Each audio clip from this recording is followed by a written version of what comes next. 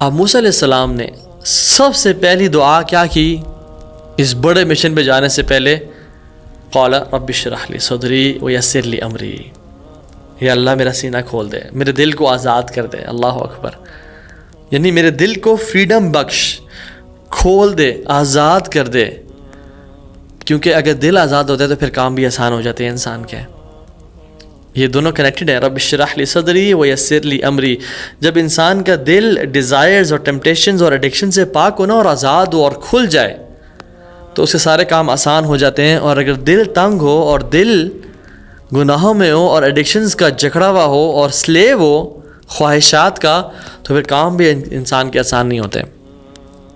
اسی لیے تو رسول اللہ صلی اللہ علیہ وسلم نے جو اتنا بڑا مشن اچیو کرنا تھا، اللہ سبحانہ و تعالیٰ نے ان کو خود ہی کہا الم نشرح لک صدرک، a gift from Allah subhanahu wa ta'ala to achieve your goal or رسول اللہ صلی اللہ علیہ وسلم.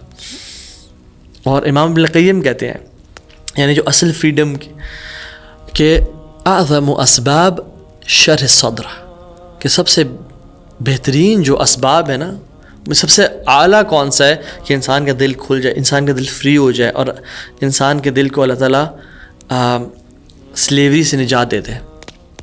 And he says vice versa as well, کہ سب سے بدترین جو چیز انسان کی وہ یہ ہے کہ انسان کا ضیق الصدر، یعنی انسان کا دل ٹائٹ ہو جائے اور وہ غلام بن جائے خواہشات کا اور لوگوں کی آنکھوں کا، کہ لوگ مجھے دیکھ رہے ہیں.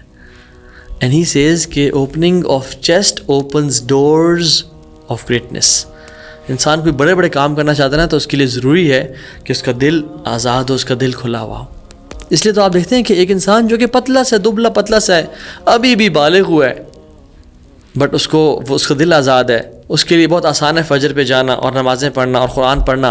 بٹ ایک شخص جو کہ ابھی 25-30 سال کا اپنی جوانی کی پیک پہ ہے، اور وہ 6 پیکس بھی ہیں، اور اس کو بیوٹیفل 6 فٹ 2 انچ قد ہے اس کا، اور 6 پیکس اور ہر چیز اس کے پاس ہے، بٹ اس کے لیے نماز پہ جانا مشکل ہے. کیا یہ فزیکل سیلف کی بات ہو رہی ہے یا انر سیلف کی بات ہو رہی ہے؟ اس کا مطلب یہ ہے کہ دل آزاد ہونا زیادہ ضروری ہے فزیکل فریڈم سے. You will not achieve it until Allah gives it to you. It's a gift from Allah subhanahu wa ta'ala. جو دل کی ہم نے سے کتنے لوگوں نے اللہ تعالیٰ سے دعا کی ہے کہ یا رب ہمارے دل کو کھول دے؟ Have you begged it from Allah subhanahu wa ta'ala? Have you made دعا to Allah subhanahu wa ta'ala کہ اللہ ہمارے دل کو کھول دے، آزاد کر دے؟ کیونکہ یاد رکھیں جو دل ہیں وہ اللہ کے ہاتھ میں ہے. ان القلوب بین اصبعین من اصابع الرحمن یقلبها کیف یشاء. جو دل ہیں وہ اللہ کی انگلیوں کے بیچ میں ہے، جس طرف چاہے وہ پھیر دے. سو اللہ سبحانہ وتعالیٰ سے ہم نے کتنی دعا کی ہے کہ اللہ ہمارے دلوں کو کھول دے اور ہمارے دلوں کو آزاد کر دے اور فریڈم بخش دے.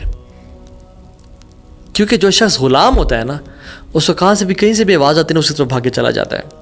ڈسٹریکشنز، وہ اپنے کچھ مہینے وہاں گزار دیتا ہے، اپنے دن وہاں گزار دیتا ہے، اور ہی از آلویز ڈسٹریکٹیڈ. جہاں جس طرف کی آواز آئی، جو فون کھولا اپنے کام کے لیے، ڈسٹریکٹ ہو گیا، کہیں نہ کہیں چلا گیا. ہی کی not do any thing is life. کیوں؟ کیونکہ دل تنگ ہے. اور سبحان اللہ، ابن القیم الجوزی رحمہ اللہ کہتے ہیں کمال کی بات، اور یہ جو بات ہے نا، کاش ہم یہ بات سمجھ لیں. اور وہ کہتے ہیں with profound words, he says حال العبد فی القبر کا حال القلب فی الصدر. انسان کا جو قبر میں حال ہوگا ویسا ہی ہوگا جو اس کا دل کا حال ہے اس کے سینے میں. نعیما و عذابا سجن و انطلاقا.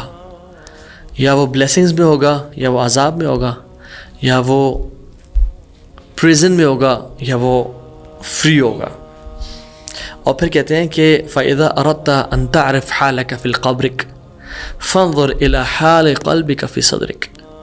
اگر تو جاننا چاہتا ہے کہ تیرا حال قبر میں کیا ہوگا، تو دیکھ تیرا حال تیرے سینے میں جو دل ہے وہ کیسا ہے، تیرے دل کا حال کیسا ہے تیرے سینے میں.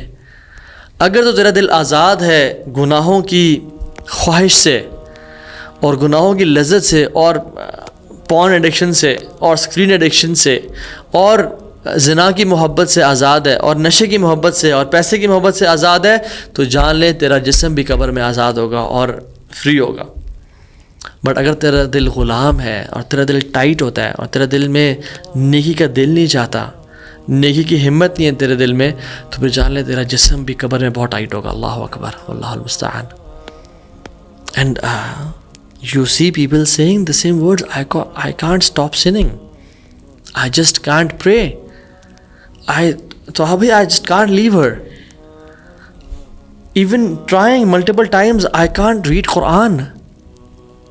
This means the heart is tight. We need to free this heart from the slavery.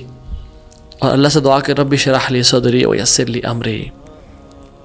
کیونکہ یاد رکھیں آخرت میں بھی فری وہ ہوگا جو دنیا میں اپنے آپ کو فری کر لیتا ہے. یا نفس ایتها النفس المطمئنہ ارجعی الی ربک راضیۃ مرضیہ. اے مطمئن روح جو اس دنیا میں مطمئن نہیں ہوگا وہ آخرت میں مطمئن نہیں ہوگا. ابن تیمیہ کہتے تھے کہ ان فی الدنیا لہا جنہ ما لم يدخلها لم يدخل جنت الآخرہ. اس دنیا کی جنت ہے، جو شخص اس جنت میں داخل نہ ہوا وہ آخرت جنت میں داخل کبھی نہیں ہو پائے گا. وہ اللہ کی عبادت کی جنت ہے.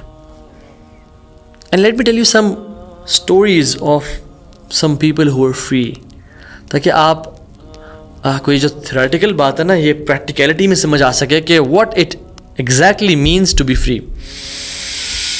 قادسیہ کی جنگ ہے پرشین امپائر کے ساتھ. پرشین امپائر کا جو ایمپرر ہے اس کا نام رستم ہے اور مسلمان پرشین امپائر کے دروازے پہ کھڑے ہوئے ہیں. رستم نے کہا کہ یہ عرب کے بھوکے ننگے لوگ جن کو ہم مال سے نواز دیا کرتے تھے یہ ہم سے لڑنے کے لیے آ گئے، ان کی ایسی جرت. بلاؤ ان کے ایمبیسیڈر کو.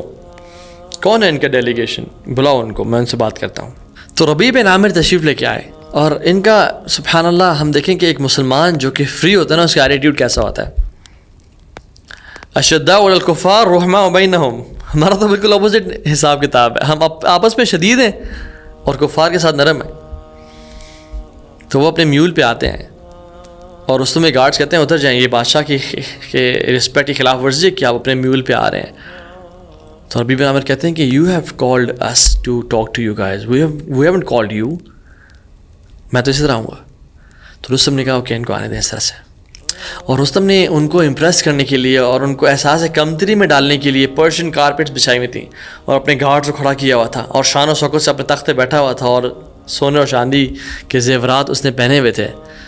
تو ربیع بن عامر اپنے میول پہ اپنے نیزے کے ساتھ اس کارپیٹس کو جو رستم نے ان کو امپریس کرنے کے لیے بچھائی ہوئی تھی ان کو سٹیب کرتے ہوئے آئے اور اس کو چیرتے ہوئے آئے اور ان کے پاس آئے. تو رستم نے پوچھا، ڈیٹیل ہے اس واقعے کی، میں آپ پیرافریز کر بتا رہا ہوں کہ تم کون لوگ ہو؟ نے کہا ہم وہ لوگ ہیں جن کے پاس اللہ نے ایک رسول بھیجا، محمد رسول اللہ صلی اللہ علیہ وسلم. کیا لینے کے لیے آئے ہو؟ جئناک لنخرج العباد من عبادت العباد الى عبادت رب العباد. ہم آئے ہیں لوگوں کی غلامی سے نکال کے ایک رب کی غلامی میں ڈالنے کے لیے. And Rustam was surprised at this message. کہ جب انسان کسی ایک فری انسان کو دیکھتا ہے نا وہ حیران ہوتا ہے اسے دیکھ کے کہ so free, not being impressed, not trying to impress me. اور ڈنکی کی چوٹ پہ اس نے اپنی دعوت دی اور حق بتا کے بدتمیزی نہیں کی، رسپیکٹفلی تمیز کے ساتھ اپنا اسلام کا جو ٹرو میسج ہے وہ پیش کر کے چلے گئے کہ ہم لوگوں کو غلامی سے نکالنا چاہتے ہیں. اور یہی واللہ لوگوں کی غلامی سے نکل جائیں. Stop living by people's expectations. اپنے رب کی ایکسپیکٹیشن کے مطابق زندگی گزاریں تب آزادی ملے گی. عمرو بن العاص ان کے بیٹے نے، کچھ روایت میں کہ عبداللہ بن عمرو بن العاص نے، ان کے بیٹے نے کوپٹک کے ساتھ ریس لگائی. ایجپشن مائنورٹی ہے کرسچنز کی، تو ان کے بیٹے کے ساتھ ریس لگائی اور یہ جیت گئے. جب جیت گئے تو انہیں غصہ آیا اور انہوں نے اس لڑکے کو مارا وپ کے ساتھ. وہ روتے روتے اپنے باپ کے پاس چلا گیا اور باپ نے بیک پیک کیا، عمر بن خطاب کے پاس مدینہ آ گیا کہ آپ کے گورنر کے بیٹے نے میرے بیٹے کو مارا ہے بیکاز وہ ریس جیت گیا تھا اس سے. عمر بن خطاب became furious and angry and wrote a letter to عمر.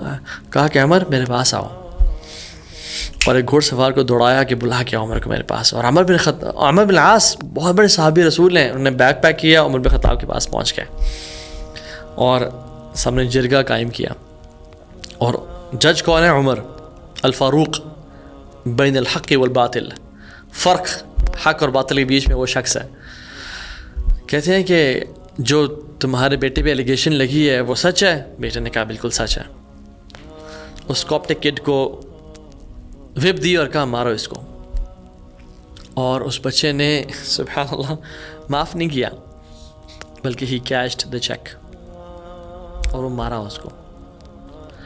اور وہ بھی خطاب کہتے ہیں کہ اے یا ولد، اے بیٹے، اگر تو عمرو بن العاص کو بھی مارتا نا میں تجھے نہ روکتا. کیوں؟ کیونکہ عبداللہ نے اپنے باپ کی گورنری کے اوپر تجھے مارا تھا، اپنے باپ کی بیکنگ کے اوپر، کس کے پاس عہدہ ہے، تجھے مارا تھا.